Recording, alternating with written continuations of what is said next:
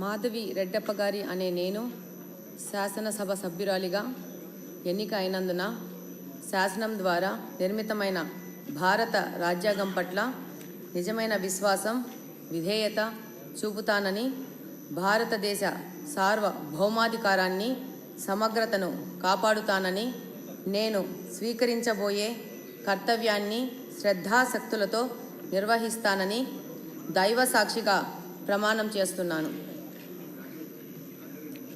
ఆంధ్రప్రదేశ్ శాసనసభ సభ్యురాలినైన మాధవి రెడ్డప్ప గారి అనే నేను సభ నియమాలకు కట్టుబడి ఉంటానని, వాటిని అనుసరిస్తానని, సభ మర్యాదలను పాటిస్తానని, సాంప్రదాయాలను గౌరవిస్తానని దైవ సాక్షిగా ప్రమాణం చేస్తున్నాను.